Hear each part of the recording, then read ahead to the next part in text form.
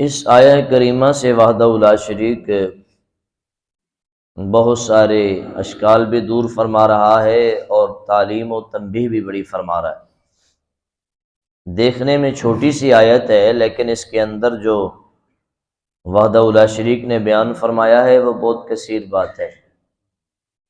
بنیاد بنایا ہے جو لوگ غزوہ احد سے پیچھے بھاگ آئے تھے، جو لوگ سرکار دو عالم صلی اللہ علیہ وسلم کا ساتھ دینے کی بجائے منافقت کے طریقے پہ بھاگ گئے تھے، ان کو وحدہ لا شریک خطاب فرما رہا ہے، کیا تم سمجھتے ہو کہ تم جنت میں چلے جاؤ گے؟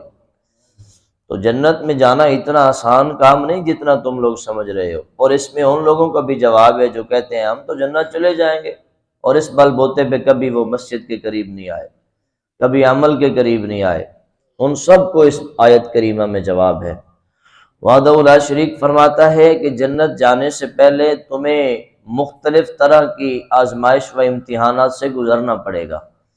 طرح طرح کی آزمائشوں سے، امتحانات سے جب تم گزرو گے اور اس پر صبر و استقامت دکھاؤ گے تو پھر تمہیں جنت ملے گی۔ لیکن چھوٹی چھوٹی بات پہ وحدہ لا شریک کی بارگاہ میں شکوہ شکایت کرنے والوں، اتنا آسان نہیں ہے جنت کو حاصل کرنا جتنا تم سمجھ چکے ہو۔ اور بالخصوص غزوہ احد والے جو بھاگ گئے میرے نبی کی بارگاہ سے بزدلی دکھا کے، تو بزدل کبھی جنت میں نہیں جائے گا۔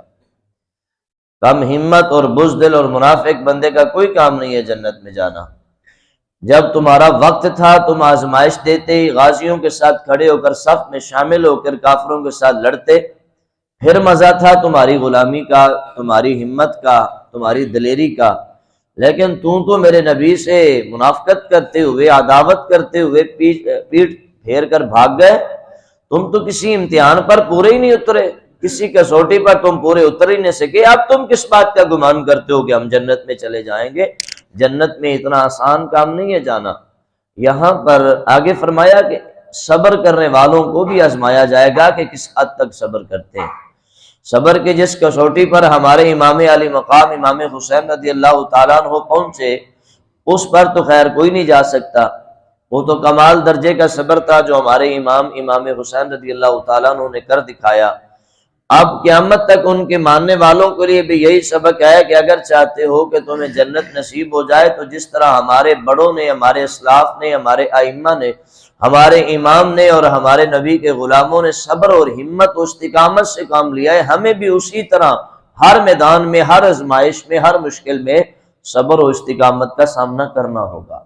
تھوڑی سی ہمیں مشکل آتی ہے، ہم کہتے ہیں یہ ہمارے لیے لکھی ہوئی تھی، یہ پریشانی ہمارے لیے لکھی ہوئی تھی، ہم تھوڑی سی تکلیف برداشت نہیں کرتے۔ لیکن وحدہ لا شریک فرماتا ہے ہمیں تمہیں مختلف کسوٹیوں پر کھڑا کریں گے، پرکھیں گے کہ تم ایمان پر پورے اترتے ہو کہ نہیں، صبر پر پورے اترتے ہو کہ نہیں، استقامت پر۔ کیونکہ قرآن کی آیت فرماتی ہے ان الذین قالوا ربنا اللہ، جب تم کہہ لو کہ ہمارا رب اللہ ہے، ثم استقاموا، پھر اس پر ڈٹ جاؤ، پھر اس پر استقامت اختیار کرو، پھر ادھر کیا دیکھنا، پھر ادھر کیا دیکھنا، پھر آزمائشوں مصیبتوں سے کیا ڈرنا، پھر پریشانیوں اور ٹینشنوں سے کیا ڈرنا، ہر حال میں تم کہو اللہ ہمارا رب ہے، اللہ ہمارا رب ہے، وہ جہاں سے بھی تمہیں گزارے گا صبر کے ساتھ گزرتے جاؤ۔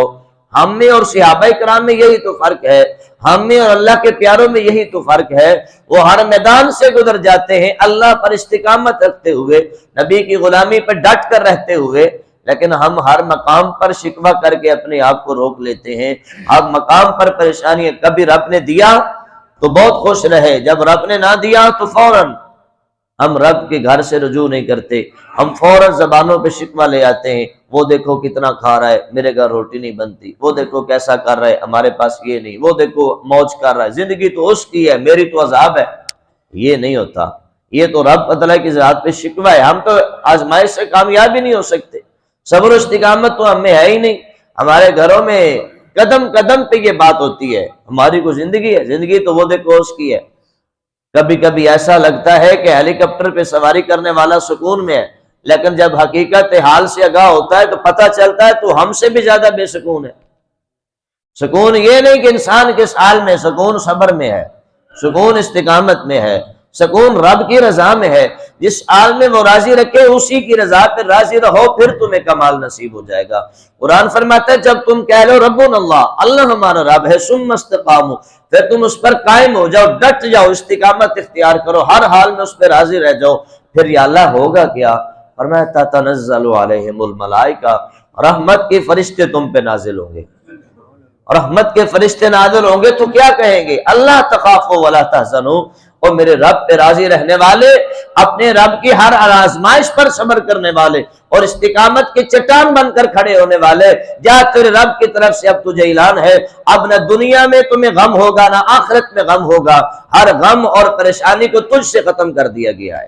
اللہ تخافوا ولا تحزنوا، جہاں اب کوئی غم اور خوف تیرے قریب نہیں آئے گا۔ اور کیا ہوگا؟ فرمایا وَأَبْشِرُوا بِالْجَنَّةِ، جا میرے رب کی رضا پہ راضی رہنے والے، ہر امتحان میں صبر و استقامت کے ساتھ کامیاب رہنے والے، جا تیرا رب تجھے جنت کی بشارت عطا فرما رہا ہے۔ وَأَبْشِرُوا بِالْجَنَّةِ الَّتِي كُنتُمْ تُوعَدُونَ، صرف بشارت ہی نہیں ہے، فرماتا ہے وعدہ بھی ہے انشاءاللہ میں تمہیں جنت عطا فرماؤں گا، لیکن کب؟ جب ثم استقاموا، جب ہم ڈٹ جائیں، گرمی ہو یا سردی ہو نماز پڑھنی ہے، پانی گرم ہو یا ٹھنڈا وضو کرنا ہے، دن لمبا ہو یا چھوٹا روزہ رکھنا ہے، گرمی ہو یا سردی تو یہ ٹھنڈے علاقے نے تلاش کرنے، پاکستان چھوڑ جاؤ، وہ جہاں چھوٹا سا روزہ ہو اور بہت اندر وہاں تو نہیں، جس حال میں ہو وہاں پہ ویسے عبادت کرو، کیونکہ ربنا اللہ ثم استقاموا، ہمیں رب نے بنایا، ہمارا رب اللہ ہے، ہر حال میں اس کی رضا پہ راضی رہو، پھر تمہیں جنت نصیب ہوگی۔ ایسے تو تھوڑا ہی ہے نا، کبھی مسجد میں آئے نا، کبھی روزہ رکھے نا، کبھی تراویح نماز پڑھے نا، 1 گھنٹہ سے 3 گھنٹے ہم ایک انڈیا کی فلم دیکھ سکتے ہیں، لیکن پونے گھنٹے کی نماز تراویح ادا نہیں کر سکتے۔ یہی تو ہمارے ایمان کی کسوٹی ہے کہ وہاں ہم 1.5 سے 2 گھنٹے بیٹھ کر فلم دیکھتے رہے، یا تھیٹر میں جا کر لوگ سیمینار میں جا کے اسیلمے میں جا کر 1 گھنٹہ کھڑے ہو کر فلم دیکھ لیتے ہیں، لیکن رب کے گھر میں پونے گھنٹے کی نماز تراویح ادا کرتے کہتے ہیں یار بہت لمبی ہو جاتی ہے، ہمارے اندر ہمت نہیں ہے۔ یہی تو ایمان کی کسوٹی ہے کہ ہم کسی کے پاس لینے جائیں تو جتنی مرضی باتیں سنائیں ہم صبر کے ساتھ سنتے رہتے ہیں، لیکن رب کی بارگاہ سے مانگنے پر آئیں 1 سے 2 دفعہ دعا کو بولنا ہو تو اسی وقت شفے پہ اترا جاتے ہیں، یا اللہ میری دعا کیوں نہیں تو سنتا؟ یہی تو ایمان کی کسوٹی ہے کہ تم کتنا رب کی رضا پہ راضی رہتے ہو۔ ہم دنیا کے دروازوں پہ چکر کاٹتے ہوئے نہیں تھکتے، لیکن اس کے در پہ 1 سے 2 دفعہ تھک جاتے ہیں۔ یہی تو ہمارا قصور ہے، یہی تو ہمارا ایمان کمزور ہے۔ ہم نے کسی ڈاکٹر کے چوکھٹ پہ جانا ہو نا، وہ بلایا کہ میں نے 3 بجے آنا ہے اور وہ آتا 6 بجے ہے، ہم 3 سے لے کر 6 بجے تک آرام سے بیٹھتے ہیں، نہ ہم پریشان ہوتے ہیں، نہ ڈاکٹر کو گالی دیتے ہیں، نہ ڈاکٹر میں کھڑے ہو کر احتجاج کرتے ہیں، کیونکہ وہاں حق نہیں ہوتا کسی کو احتجاج کرنے کا، لیکن رب کے گھر میں 1 منٹ بیٹھنا پڑ جائے تو ہم پریشان ہو جاتے ہیں۔ یہی تو ہمارا ایمان ہے۔ شادیال میں کہا جاتا ہے 2 بجے کھانا کھلے گا، لیکن کھلتا 4 بجے، 2 گھنٹے آرام سے بیٹھتے ہیں، جاتے نہیں ہیں، لیکن رب کے گھر میں جمعہ 2 منٹ لیٹ ہو جائے ہم پریشان۔ یہی تو ہمارا ایمان ہے، یہی تو ہمارے ایمان کی کسوٹی، ہم پورے کب اترتے ہیں اللہ کے گھر پہ کہ دنیا کے ہر معاملے میں صبر ہم میں ہے، لیکن رب کے گھر میں صبر نہیں ہے۔ یار کیا ہو جائے گا اگر 5 منٹ بیٹھ جاؤ گے تو رب کے گھر میں ہی بیٹھو گے نا، گناہوں سے بچ جاؤ گے نا یار، نیکیاں تمہارے عمل میں لکھی جائیں گی۔ تو وعدہ اللہ شریک فرماتا ہے، مصطفیٰ پاک صلی اللہ علیہ وسلم نے فرمایا جتنی دیر مسجد میں نماز کے انتظار میں بیٹھو کچھ بھی نہ پڑھو، رب تمہاری عبادت لکھتا رہے گا۔ 5 منٹ لیٹ بھی ہوئی تو کیا ہوا، عبادت میں تو لکھے جا رہے ہو۔ سال کے بعد جو عید نماز پڑھنے آتا ہے 2 منٹ اگر کسی وجہ سے لیٹ کی جائے باہر سے بولتا ہے مولوی صاحب ممبر پہ بیٹھ کے جھوٹ بولتے ہو۔ کیا جھوٹ بولا ہے وہاں پہ بیٹھ کے؟ بھائی کسی کا انتظار کیا ہے بارش کی وجہ سے تو وہ جھوٹ ہو گیا، پورا سال تو رب کے گھر میں نہیں آیا، آج تو آیا تو 2 منٹ تجھے برداشت نہیں ہو رہا۔ یہی تمہارا ایمان ہے۔ پورا سال تو دنیا کی ہر چیز پہ صبر کرتا رہا، پورا سال تو 2-2 3-3 گھنٹے شادی حال میں انتظار کرتا رہا، 5-5 گھنٹے ڈاکٹر کے چوکھٹ پہ انتظار کرتا رہا۔ آج جو ڈاکٹروں کا بڑا ڈاکٹر ہے، جو طبیبوں کا طبیب ہے، جو بادشاہوں کا بادشاہ ہے، جو دینے والا ہے، اس کے دربار میں آیا تو 2 منٹ میں تھک گیا۔ یہی تمہارا ایمان ہے۔ پھر ہم کہتے ہیں کہ اللہ ہم پہ رحمت نہیں برتتی، اتنا ام حسبتم، تم کس گمان میں ہو ان تدخلوا الجنہ کہ تم جنت میں چلے جاؤ گے۔ رب فرماتا ہے ابھی تو ہم نے تمہارا امتحان ہی نہیں لیا، ابھی تو تمہارے صبر کا ہم نے امتحان نہیں لیا، اور تم کس دور کی بات کرتے ہو۔ یہ ہمارا صبر ہے۔ تھوڑا سا پانی ٹھنڈا نہ ملے تو ہم پریشان، تھوڑا سا پانی تیز گرم ہو جائے تو ہم پریشان، تھوڑا سا ہمیں آسائش نہ ملے تو ہم پریشان۔ نہیں میرے بھائی نہیں، وہ صحابہ کرام تھے رضوان اللہ تعالی علیہم اجمعین، کہ جن کو نہیں مہینہ مہینہ بھی کھانا ملتا نا تو پھر بھی نماز نہیں چھوڑتے تھے، پیٹ پہ پتھر بھی باندھتے تو پھر بھی نماز پڑھتے تھے۔ ہم نے باقی سب کچھ دیکھ لیا پر یہ ادائیں نہیں دیکھی، یہ ادائیں ہم نے نہیں دیکھی۔